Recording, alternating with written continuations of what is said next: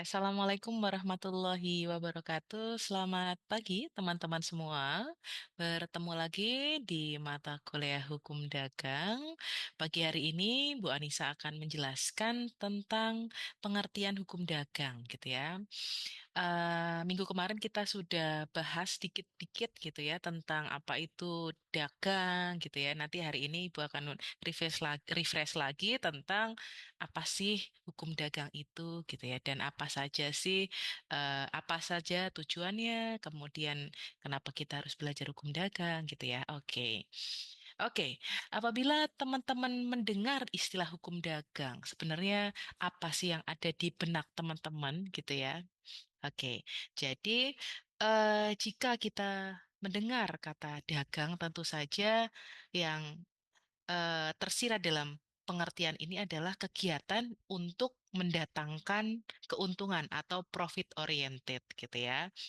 Oke, di slide pertama Ibu sudah menjelaskan. Jadi perdagangan itu apa?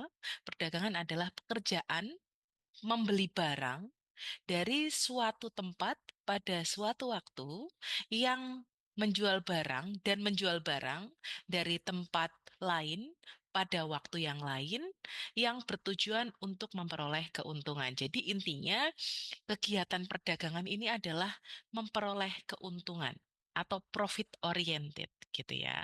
Lalu hubungan perdagangan ini dengan hukum dagang itu apa gitu ya. Kemudian di slide berikutnya Ibu juga sudah menjelaskan di sini hukum dagang tentunya terdiri dari dua kata ya teman-teman. Yang pertama adalah hukum dan yang kedua adalah dagang.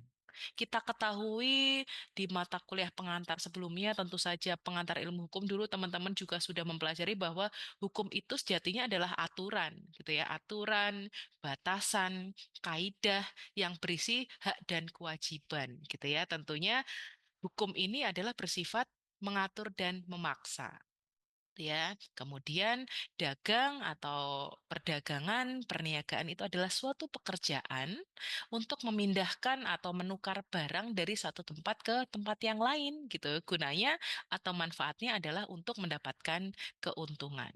Jadi di sini Ibu sudah menyertakan menurut doktrin para ahli yaitu adalah Zainal Asikin dan yang kedua Kansil.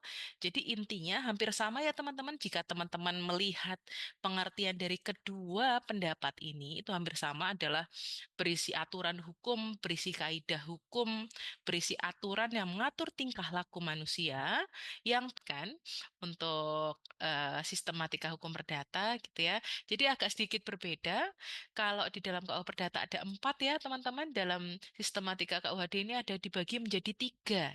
Yang pertama adalah tentang perniagaan, yang kedua adalah tentang hak dan kewajiban yang dapat ditimbulkan yang terbit dari perkapalan, yang ketiga adalah tentang kepailitan. Namun teman-teman ini sudah Ibu beri cetak yang tebal ya di sini, Ibu beri bold di sini. Buku ketiga tentang kepailitan ini sekarang sudah tidak berlaku teman-teman.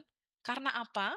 Karena permasalahan kepailitan ini sudah diatur khusus dalam undang-undang, dalam perundang-undangan yaitu Undang-Undang 37 tahun 2004 tentang kepailitan dan penundaan kewajiban pembayaran utang. Jadi ada lex specialis derogat legi generalisnya gitu ya.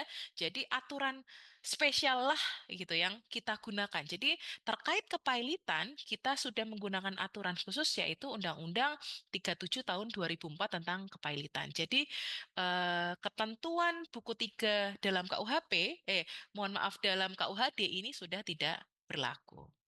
Gitu. Baik teman-teman, untuk materi pada hari ini cukup. Jika teman-teman ada yang masih dibingungkan, diperbolehkan atau Ibu sangat membuka kesempatan seluas-luasnya untuk dapat ditanyakan kepada Ibu. Baik, untuk perkuliahan hari ini, untuk materi hari ini Ibu cukupkan. Terima kasih. Mudah-mudahan ilmu yang kita pelajari hari ini bermanfaat bagi kita semua. Sehat selalu. Sampai berjumpa di kelas. Perkuliahan hari ini saya akhiri. Wassalamualaikum warahmatullahi wabarakatuh.